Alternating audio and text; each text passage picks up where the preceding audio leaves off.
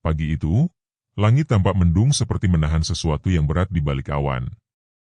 Hawa di rumah Tinah pun terasa ganjil. Bukan karena cuaca, bukan pula karena suara ayam tetangga yang tak berhenti berkokok sejak subuh, tapi karena perasaan yang mengusik dada seorang ibu yang peka terhadap perubahan kecil di sekitarnya. Tinah duduk di teras rumahnya, mengenakan daster hijau tua yang sudah memudar warnanya. Tangannya gemetar memegang cangkir teh panas yang tak juga disentuh bibirnya. Rumah kecil mereka di pinggiran kota itu awalnya dipenuhi tawa dan kehangatan.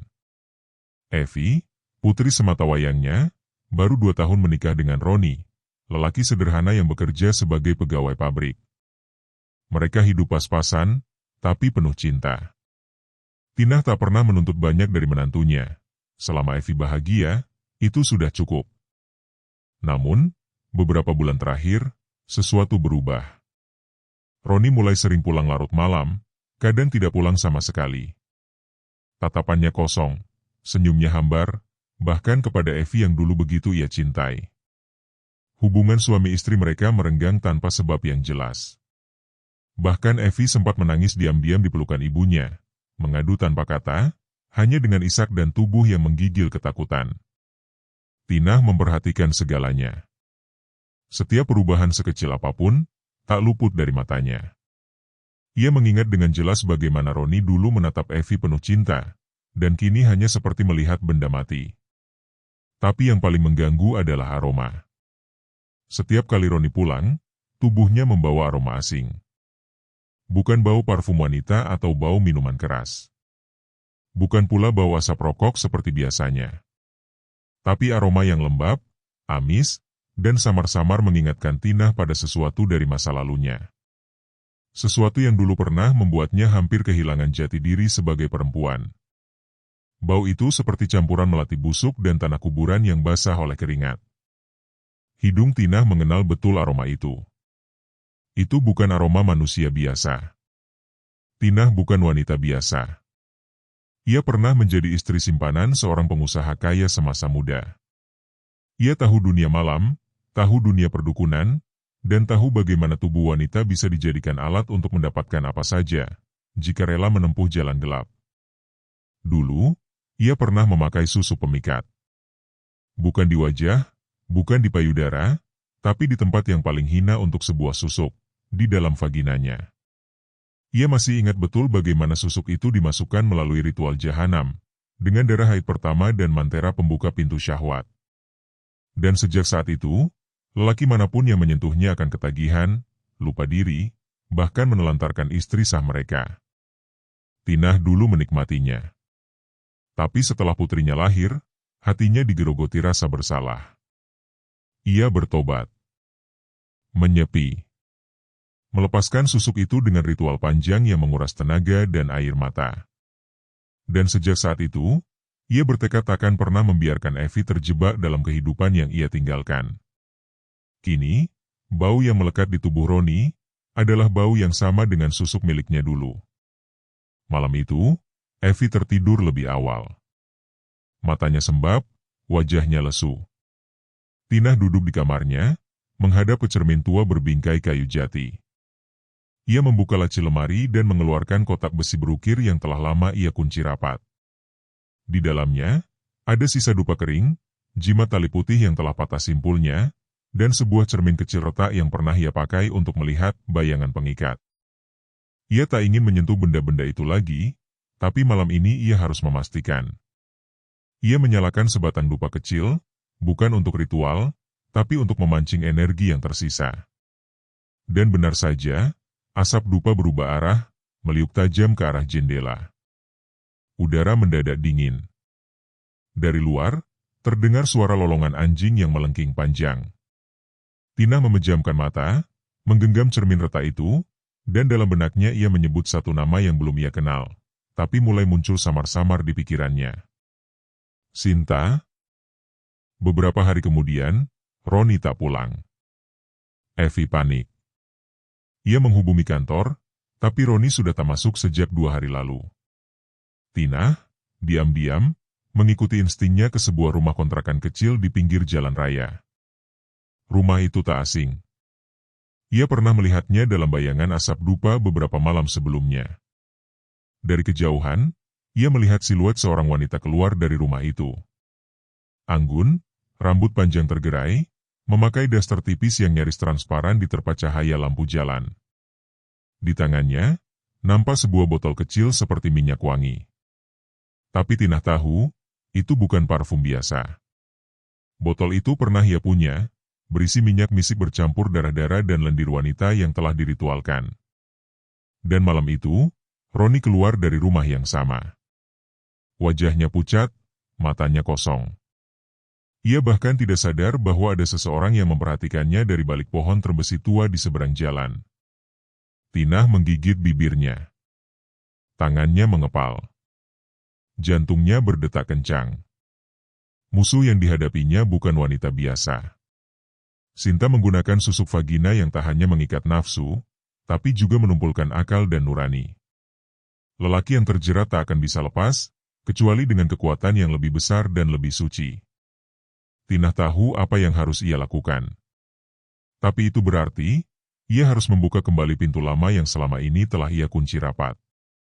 Pintu yang berisi masa lalu kelamnya. Pintu yang mengarah ke dunia ilmu kuno yang tak terjamah manusia biasa. Malam itu, Tina berwudu dan sholat tahajud. Namun, doanya tidak lagi seperti doa seorang ibu biasa. Ia memohon petunjuk, bukan hanya untuk keselamatan anaknya, tapi juga untuk kekuatan melawan ilmu hitam. Dan saat ia terpejam dalam sujudnya, sebuah bisikan halus menyusup ke dalam telinganya. Pergilah kepada Pokan Sokowedi, tempat dulu kau pernah menyesap ilmu, dan kini kau harus menebusnya. Tina terbangun dengan keringat dingin membasahi punggungnya. Di luar jendela, rembulan tampak pucat. Angin membawa aroma dupa yang sudah lama ia kenal. Dan di kejauhan, suara lolongan anjing menggema seperti pertanda perang yang akan segera dimulai. Tina berdiri di ambang masa lalunya. Tubuhnya lunglai setelah bangkit dari sujud panjang. Napasnya terengah, bukan karena lelah fisik, tapi karena beban batin yang seolah membuncah ke permukaan. Ia tahu, doa-doanya telah diterima. Bisikan halus yang menuntunnya pada padepokan Sokowedi bukan mimpi biasa. Itu adalah panggilan gaib yang datang hanya pada mereka yang benar-benar siap memasuki kembali dunia lama yang gelap dan berbahaya. Padepokan itu terletak di tengah hutan kering yang sudah lama tak dijamah manusia biasa.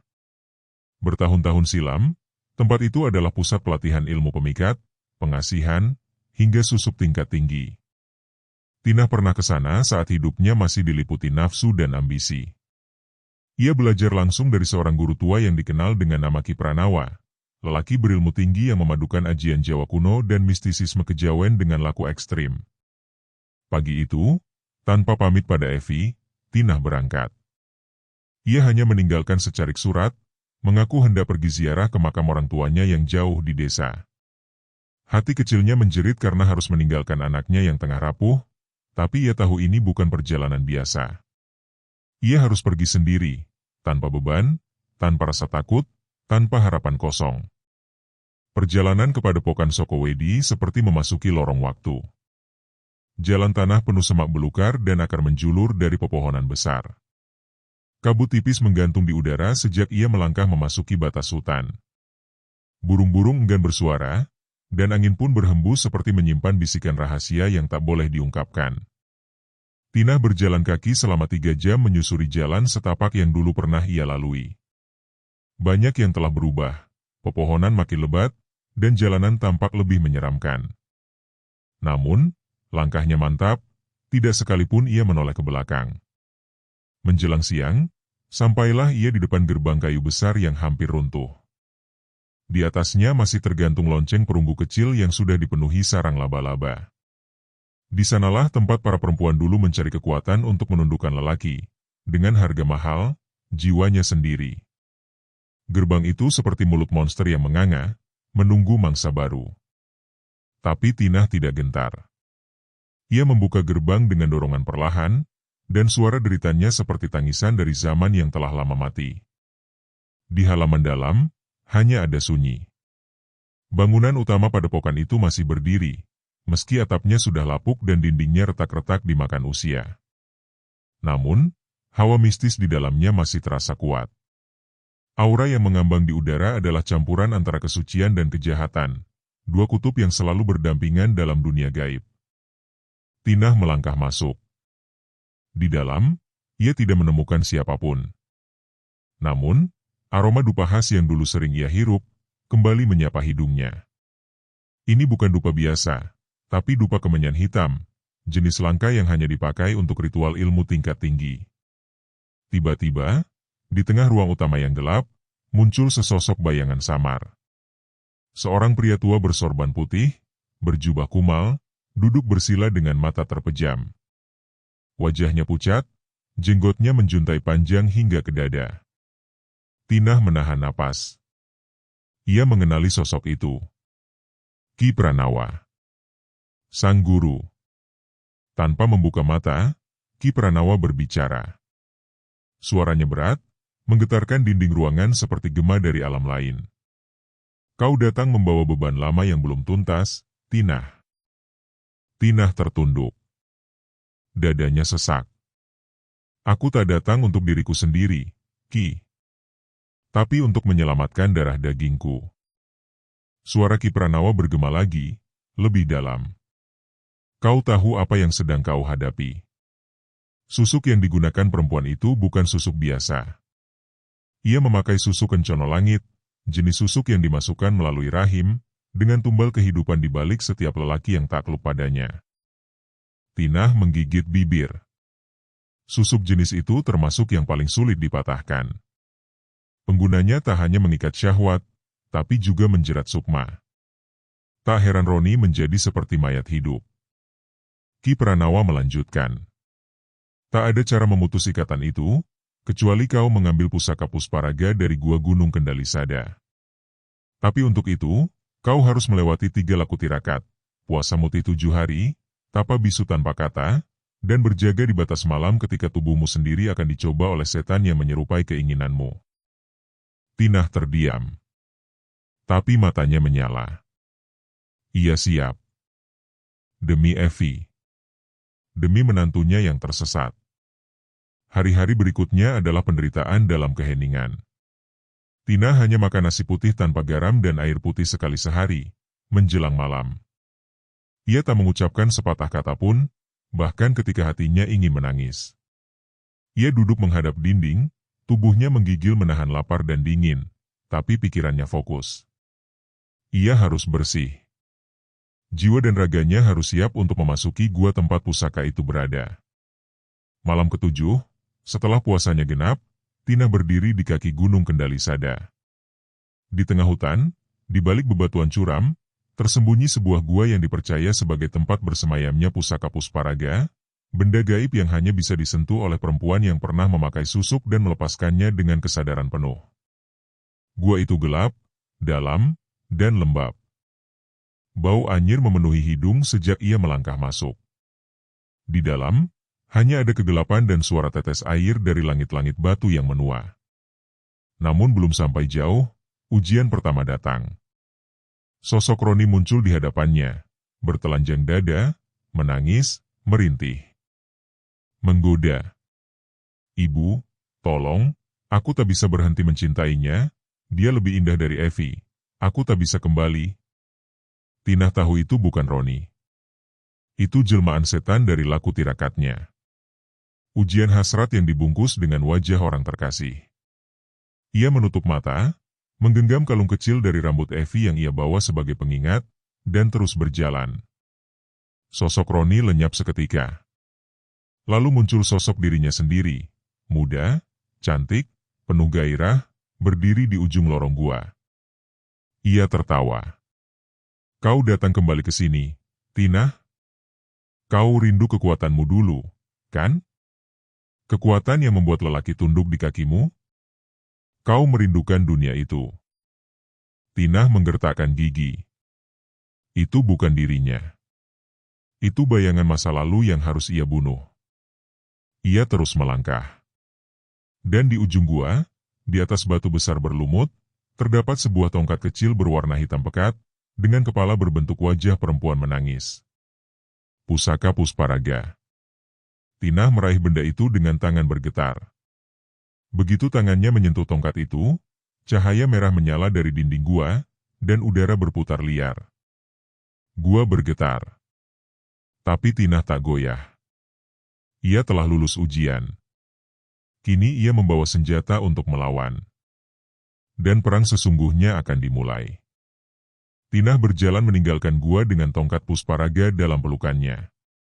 Langkahnya lambat tapi pasti, tubuh Renta itu kini menyimpan kekuatan tak kasat mata. Namun kekuatan itu bukan untuk menaklukkan, melainkan untuk melepaskan, membebaskan anaknya dari belenggu wanita pemuja syahwat dan keserakahan. Kabut tipis mulai menipis saat pagi menjelang. Udara hutan yang dingin tak mampu meredam nyala amarah dalam dada seorang ibu yang putrinya dihancurkan secara perlahan. Tina tahu, waktu tak berpihak padanya. Sinta pasti sedang memperkuat susuknya, dan dukun bejat yang membantunya tentu tak akan tinggal diam jika tahu keberadaannya terdeteksi. Sesampainya di rumah, Evi menyambut dengan pelukan yang penuh luka. Wajahnya makin tirus. Matanya cekung. Sudah 3 hari tidak makan. Roni bahkan tidak kembali. Ia hanya mengirim pesan singkat, dingin dan penuh duri, "Jangan ganggu aku. Aku bahagia sekarang." Tina tak berkata sepatah kata pun. Ia hanya mengelus rambut anaknya, lalu memandang ke langit-langit rumah. Udara di dalam terasa berat. Aura negatif menggantung seperti jelaga. Malamnya, ia mulai mempersiapkan perlindungan. Ia mencampur air kembang setaman dengan 7 helai rambut anak perempuannya yang rontok di bantal. Dicampurnya pula potongan kecil dari kain guling yang biasa dipeluk Evi saat tidur. Lalu, ia menyalakan dupa putih dan membacakan mantra yang telah ia warisi sejak muda. Mantra yang dulu ia pelajari hanya untuk kepentingan dunia, tapi kini ia ucapkan demi cinta yang bersih. Di ruang lain, Sinta sedang tertawa. Perempuan itu telah berhasil mengikat Roni sepenuhnya. Dengan tubuhnya yang sintal dan aroma kemenyan bercampur parfum mahal, ia menjelma jadi candu. Ia tak hanya menggoda secara fisik, susuk yang tertanam dalam tubuhnya membuat Roni merasa seperti mati jika sehari saja tidak menyentuhnya. Mereka tinggal bersama di sebuah apartemen mewah hasil gadai rumah warisan Roni dan Evi. Dukun yang membantu Sinta, seorang pria tua bernama Ki Jagat, adalah mantan murid Ki Pranawa yang menyimpang. Ia percaya bahwa tubuh perempuan bisa menjadi altar kekuasaan jika diritualkan secara benar. Susuk vagina bukan hanya alat pemikat, melainkan alat pencabut ruh kehendak laki-laki. Dan kini, Roni sudah hampir tak memiliki kehendak lagi. Namun malam itu, ketika Roni hendak menyentuh tubuh Sinta seperti malam-malam sebelumnya, tiba-tiba tubuhnya menggigil hebat. Matanya membelalak, napasnya sesak. Apa ini? Sin, kenapa panas, dingin, panas lagi? Sinta panik. Ia meraih mangkuk kecil berisi air rendaman rambutnya sendiri, lalu memercikkan ke wajah Roni. Tapi Roni malah muntah. Darah kental mengalir dari mulutnya. Matanya merah seperti terbakar. Ki Jagat segera dipanggil. Dengan langkah tergesa dan mata menyipit, ia memeriksa aura di sekitar tubuh Roni. Lalu ia bergumam lirih, wajahnya muram. Sudah ada yang mulai menembus perisai pengikatnya, seseorang yang pernah memakai susuk dan telah menyatu dengan Pusparaga. Sinta menggigit bibir. Marah. Gusar. Tapi juga takut. Siapa? Siapa yang berani mengusikku? Ki Jagat menyipitkan mata. Mertuanya Roni. Sinta terdiam.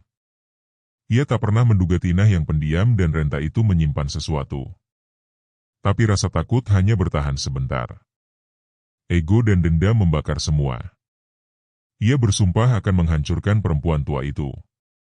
Sementara itu, Tina mulai merapalkan ajian penarik sukma yang ia peroleh dari Pusparaga.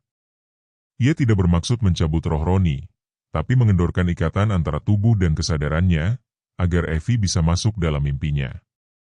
Dari sana, ia berharap kasih lama antara suami dan istri bisa bersemi lagi. Ritual itu dilakukan di depan cermin besar, di dalam kamar Evi, saat jam menunjukkan pukul 2 dini hari. Di tengah lantunan doa, cermin mulai berembun. Di balik kabut kaca, muncul bayangan samar wajah Roni, tapi bukan wajah yang penuh gairah seperti saat bersama Sinta, melainkan wajah lelah, penuh luka, seperti anak kecil yang tersesat. Evi menggigil. Air matanya jatuh deras. Tina menempelkan tongkat pusparaga di dahi anaknya. Kilatan merah melesat dari ujung tongkat, masuk ke dahi Evi. Dalam tidur, Evi mulai mengigau. Tubuhnya gemetar. Tina tetap menjaga, menahan tubuh anaknya yang berontak seperti orang kesurupan. Tapi perlahan, suara Evi berubah lembut. Ia mulai menyebut nama Roni dalam tangis, dalam bisik, dalam doa. Di tempat lain, Roni yang sedang tertidur, tiba-tiba mendengar suara lembut dalam mimpinya. Evi, istrimu. Aku masih menunggumu, Ron. Dan Roni pun mulai menggeliat gelisah. Dalam mimpinya, ia berada di sebuah persimpangan jalan.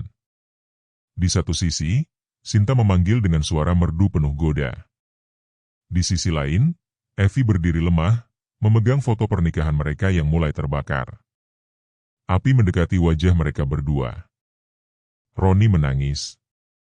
Ia tak tahu harus kemana. Di dunia nyata, tubuhnya mulai berkeringat dingin. Susuk yang melekat di dalam rahim Sinta mulai berdenyut aneh. Sinta yang tidur di sampingnya terbangun, merasakan nyeri mendadak dari bawah perutnya. Ia mengerang. Ketika ia membuka mata, ia melihat sesosok perempuan tua berdiri di kaki tempat tidurnya, Tina. Tapi itu bukan tubuh fisik. Itu adalah pantulan sukma Tina, yang kini mampu berpindah karena daya pusparaga. Wajah Tina menatapnya dengan sorot api. Mata itu bukan mata manusia biasa. Itu mata ibu yang anaknya dirampas. Sinta menjerit. Tapi tidak ada yang mendengar. Suaranya terjebak di antara dunia nyata dan gaib. Tina menunjuk ke arah perut Sinta. Dan pusparaga pun menyala.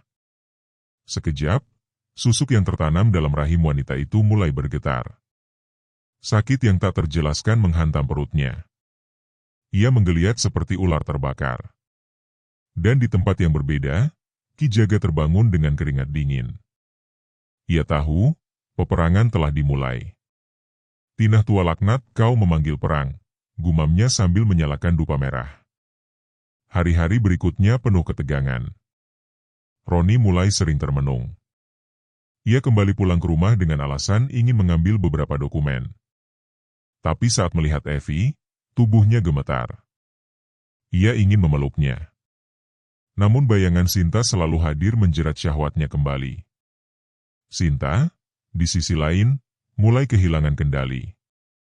Daya tariknya memudar. Ia jadi cepat marah, sering menangis, dan tubuhnya mulai bau amis yang tak bisa hilang meski disiram parfum mahal. Ki Jagat memperingatkannya, kalau kau tidak segera menumbalkan satu nyawa lagi, susuk itu akan berbalik memakanmu. Sinta marah. Tapi di hatinya, rasa takut mulai tumbuh.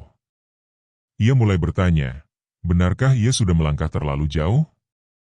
Dan dari kejauhan, Tina tahu, kemenangannya belum pasti.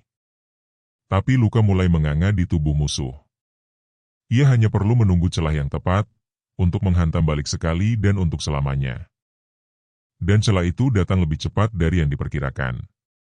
Sinta mulai kehilangan daya tariknya secara perlahan. Wajahnya yang semula bercahaya kini terlihat kusam meski dipoles riasan mahal. Kulitnya memucat, dan aroma busuk yang menyeruak dari tubuhnya tak bisa dijelaskan oleh logika medis manapun. Setiap malam, ia memekik dalam tidurnya, seolah ada tangan tak terlihat yang mencekik dari dalam rahimnya sendiri. Ki Jagat tahu, susuk itu mulai memberontak. Tanpa tumbal baru, susuk vagina akan menjadi makhluk buas yang melahap tuannya sendiri. Ia memperingatkan Sinta dengan tatapan tajam. Kau harus segera menumbalkan perempuan itu. Istri sah dari laki-laki ini. Jika tidak, susuk itu akan mencabik jiwamu dari dalam. Ia lapar. Tapi Sinta mulai goyah. Ia tak lagi sekuat saat awal menginginkan Roni. Cinta yang semula membakar, kini menjadi ketakutan yang memuakkan. Ia tak sanggup membunuh secara langsung. Ia hanya ingin Roni tetap bersamanya, tapi tidak dengan darah. Namun susuk bukan benda mati. Ia bukan perhiasan. Ia adalah roh yang terikat oleh perjanjian. Dan kini, roh itu menuntut bayaran. Di sisi lain, Tina tak lagi hanya menunggu. Ia mulai menyiapkan langkah terakhir, sebuah ritual pemisah jiwa yang hanya bisa dilakukan jika benih cinta lama masih menyisakan bara. Ia membawa Evi ke sumber air suci di kaki Gunung Lawu, tempat ia dulu pernah menyucikan tubuhnya saat pertama kali melepaskan susuk di masa lalu. Di bawah pancuran air yang dingin, Evi berendam selama 7 jam, berdoa dengan mantra yang diajarkan oleh guru di padepokan. Disitulah Tina menanamkan pusparaga ke dalam air, membiarkan kekuatan itu menyatu dengan tubuh Evi. Ini bukan untuk menyerang, ucap Tina dalam batin. Tapi agar anakku terlihat lagi oleh mata yang tertutup nafsu. Saat Evi kembali ke rumah, keanehan mulai terjadi.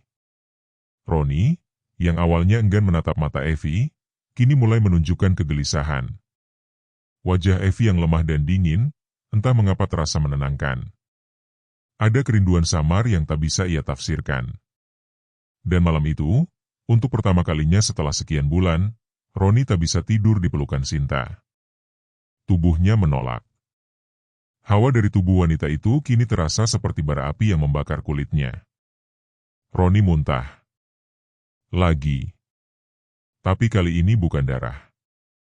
Yang keluar dari mulutnya adalah segumpal rambut hitam berlendir, panjang dan berbau amis. Sinta menjerit. Ia tahu, susuknya sedang mengamuk. Sementara itu, Tina telah bersiap menuju titik akhir. Ia menyalakan 7 lilin hitam, meletakkan tongkat pusparaga di tengah lingkaran garam kasar. Ia duduk bersila, memejamkan mata, dan membiarkan sukma tuanya melayang. Dalam penglihatan batinnya, ia tiba di sebuah ruang gelap, altar tempat susuk vagina bersemayam. Di sana, ia melihat sesosok perempuan tanpa wajah, tubuhnya berlendir, perutnya besar seperti syarat mengandung, tapi dari sela-sela selangkangannya keluar asap hitam. Itu adalah makhluk penunggu susuk, roh najis yang terikat oleh nafsu pemiliknya. Tina tak gentar. Ia angkat tongkat pusparaga yang kini menyala merah. Pergi dari tubuh perempuan itu, gumamnya penuh wibawa. Kau tak punya tempat di dunia ini lagi. Makhluk itu meraung. Lendir meletus dari tubuhnya. Tapi cahaya dari pusparaga membuat makhluk itu menyusut. Lalu, Tina melihat tubuh Sinta, tapi tidak utuh. Ia tergolek telanjang, bersimbah darah haid, dan dari rahimnya menjulur keluar kawat emas kecil, itulah susuk. Tina mengangkat tangannya. Pusparaga bergetar. Dan saat itu juga, susuk itu mencicit. Ia hendak kabur ke tubuh Roni, namun pusparaga memotong lintasannya. Makhluk itu menjerit, seolah terbakar dari dalam. Di dunia nyata, Sinta mendadak menjerit keras dan memegangi selangkangannya. Cairan kental keluar bersamaan dengan darah segar. Matanya terbelalak. Tubuhnya kaku. Ia kesurupan. Roni bangkit dari tempat tidur. Ketakutan. Tapi saat ia menyentuh Sinta, tubuh wanita itu seperti membara. Tangan Roni melepuh. Ia terhuyung mundur dan menatap ngeri. Sinta menoleh dengan kepala miring, matanya putih tanpa bola, dan dari mulutnya keluar suara bukan manusia. Roni, tubuh ini bukan milikmu. Aku penguasa lubangnya.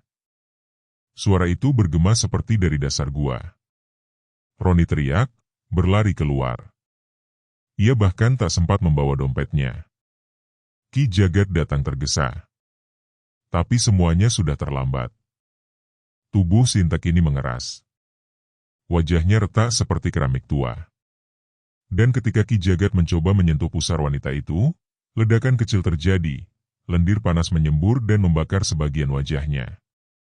Dukun tua itu mengerang sambil menutup wajah. Ia memandang ke langit malam dan menggeram. Tina. Perempuan tua keparat. Ia tahu, Satu-satunya cara untuk membalas adalah menyerang langsung. Malam itu juga, ia membawa kemenyan hitam, 3 ekor ayam cemani, dan tulang bayi hasil pesugihan lama. Ia akan memanggil sukma liar, jin pemisah ruh, untuk menghancurkan Tinah dari dalam. Namun ia lupa satu hal, Pusparaga bukan benda biasa. Ia adalah pengikat antara langit dan bumi, warisan dari zaman kejawen tua yang hanya tunduk pada niat suci. Dan niat Tinah murni, demi anaknya. Pukul 3 dini hari. Rumah Tinah sunyi. Evi sudah tertidur pulas. Tinah duduk di ruang depan, mata setengah terpejam. Lalu, udara berubah dingin. Ki Jagat datang. Bukan secara fisik, tapi sebagai bayangan hitam setinggi 2 meter di pojok ruangan. Mata merahnya menatap Tinah dengan murka. Kau rampas muridku. Kau lukai pengabdiku. Kau akan membayar. Tinah berdiri perlahan. Tanpa gentar. Di tangannya, Pusparaga berkilat. Jika kau masih menyimpan secuil harga diri sebagai manusia, pergilah sebelum aku jadikan kau debu. Bayangan itu tertawa. Gematawa yang mengguncang isi rumah. Namun saat tongkat Pusparaga diayunkan, cahaya menyilaukan memenuhi ruangan. Tubuh bayangan itu terbakar dari pinggir, menyusut, lalu meledak dalam kabut bau daging gosong. Tinah terengah. Tapi ia menang. Pagi datang dengan sinar yang hangat. Roni berdiri di depan rumah, wajahnya kuyu. Ia tak tahu mengapa ia kembali. Tapi hatinya seperti ditarik. Ia melihat Evi berdiri di beranda, mata sembab, tapi kali ini tak menjauh. Mereka hanya diam, menatap, dan menangis. Tinah mengamati dari dalam rumah. Ia tahu, perang belum sepenuhnya usai. Tapi ikatan sudah mulai pulih. Dan Sinta, kini hanya tubuh dingin yang dirawat di bangsal rumah sakit jiwa. Tubuhnya sehat, tapi jiwanya kosong. Ia terus memegangi perutnya, berbisik tentang lubang emas yang haus, tentang cinta yang menjeratnya. Dan Ki Jagat menghilang. Entah kemana. Namun Tinah tahu, saat jin kalah, manusianya akan dipaksa menanggung semua sendiri. Dan kini, hari-hari berlalu dalam keheningan yang penuh sisa luka. Sinta, wanita yang dulu begitu angkuh dan memesona, kini hanya sosok yang duduk membatu di bangsal rumah sakit jiwa. Ia menatap kosong ke dinding, berbisik sendiri tentang lubang emas dan lelaki yang tak lagi pulang. Tubuhnya masih hidup, tetapi jiwanya tercerabut entah kemana. Dokter menyebutnya skizofrenia berat. Tapi Tinah tahu, itu bukan penyakit medis, melainkan kutukan dari susuk yang menolak diusir paksa. Roni mengunjungi Evi hampir setiap hari sekarang. Tapi kedatangannya tak lagi disambut dengan senyum. Evi berubah. Bukan dingin, bukan pula marah, hanya kosong. Ia seperti kaca yang tak lagi memantulkan cahaya. Di matanya, cinta sudah habis dibakar pengkhianatan. Tinah bisa melihat, betapapun Roni mencoba memperbaiki, ada sesuatu yang tak akan pernah kembali utuh. Pada suatu sore mendung, Tinah memanggil Roni ke ruang tamu. Tanpa banyak kata, ia letakkan tongkat Pusparaga di atas meja. Panjangnya sekitar 1 hasta, berbentuk melengkung seperti sabit kayu, ujungnya berpendar samar seolah bernapas. Roni menatap benda itu dengan takut-takut. Ini bukan benda biasa, Ron, kata Tinah pelan. Ini pusaka yang membantuku mengusir iblis dari tubuh perempuan itu, dan dari pikiranmu.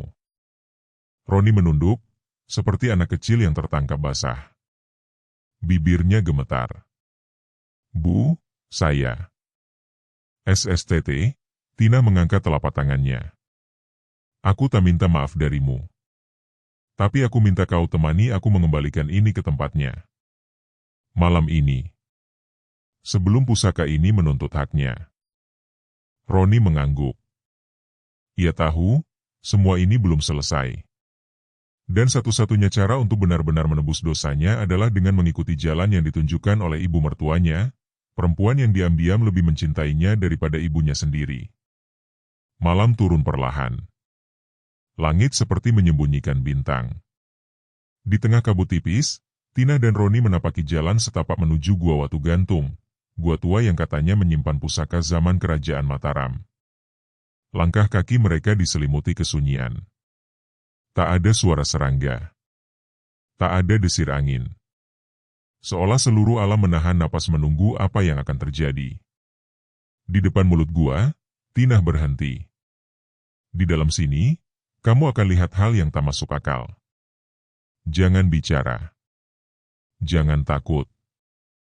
Dan yang paling penting, jangan sentuh apapun selain yang aku suruh. Roni mengangguk. Mereka masuk. Di dalam gua, hawa terasa menekan dada. Dinding batu memantulkan gema langkah mereka. Tiba-tiba, cahaya dari tongkat Pusparaga menyala lebih terang, seolah menunjukkan jalan. Mereka menyusuri lorong sempit, menuruni tangga alami dari batu, hingga sampai di sebuah ruang bawah tanah berbentuk setengah lingkaran. Di tengah ruang itu, ada altar batu. Dan di atasnya, sebuah lubang kecil menganga seperti mulut mengerang. Tina mendekat. Ia mengangkat Pusparaga, lalu menggenggamnya dengan dua tangan dan menyapukan ujungnya ke arah lubang. Wahai roh penjaga pusaka, hamba mengembalikan titipanmu. Kembalilah ke asalmu. Biarlah malam ini jadi akhir dari hutang yang tak layak dibayar. Tiba-tiba, suara gemuruh terdengar dari bawah tanah. Dinding gua bergetar. Pusparaga di tangan Tina melengkung semakin terang. Lalu, dari dalam lubang altar, muncul asap putih yang melingkar seperti naga. Roni terpaku. Di dalam asap itu, ia melihat wajah-wajah, wajah Sinta, wajah dirinya sendiri saat mabuk nafsu, wajah-wajah perempuan yang menjadi korban ilmu serupa. Tina mengangkat Pusparaga tinggi-tinggi. Asap itu merasuk ke dalam kayu, lalu menyusut pelan. Tongkat itu kini redup. Mati. Dan Tina meletakkannya perlahan ke atas altar batu. Sudah selesai, bisiknya. Tapi belum. Seketika, angin menderu dari arah lorong masuk. Suara tawa menggema, dan sesosok bayangan muncul, tinggi, kurus, berselimut kain putih, Ki Jagat. Wajahnya tak lagi manusia. Sebagian meleleh, sebagian lain seperti tulang terkelupas. Matanya merah darah. Ia berteriak. Kalian pikir aku sudah kalah? Tidak. Aku tidak perlu tubuh Sinta. Aku bisa menumpang pada siapapun yang menyimpan niat kotor. Ia melompat ke arah Roni. Tapi Tina lebih cepat. Ia berdiri di depan Roni, membuka tangan, dan berteriak mantra terakhir yang diajarkan gurunya. Suara Tina menggema seperti nyanyian perang. Dari pusarannya, keluar sinar putih kecil, membentuk lingkaran pelindung. Bayangan Ki Jagat menabrak cahaya itu dan langsung terbakar. Raungannya memecah gua, membuat kelelawar beterbangan. Tubuhnya mencair. Mata merahnya hilang terakhir. Dan setelah itu, sunyi. Di luar gua, udara kembali segar. Burung hantu bersuara. Angin lembut menyapu wajah mereka. Tina dan Roni duduk di batu besar, mengatur napas. Bu, saya gak pantas untuk Evi lagi, kata Roni lirih. Tina menatap langit. Kalau kamu betul-betul merasa gak pantas, ya jangan datang lagi. Tapi kalau kamu bisa berubah, jangan pernah menyerah. Karena sekali perempuan kecewa, susah pulihnya. Roni menunduk. Dalam hatinya, ia tahu hidup tak akan sama lagi. Beberapa bulan kemudian, Sinta meninggal dunia dalam keadaan tak sadarkan diri. Dokter menyebutnya kegagalan organ dalam. Tapi Tina tahu, itu bukan karena penyakit, itu karena jiwanya sudah habis dimakan perjanjian yang ia buat sendiri. Evi perlahan membuka pintu hatinya. Ia tak langsung menerima Roni. Tapi ia tak lagi mengusir. Mereka duduk bersama di rumah kecil, minum teh pahit yang dulu terasa manis. Dan Tina kembali menjadi ibu rumah tangga biasa.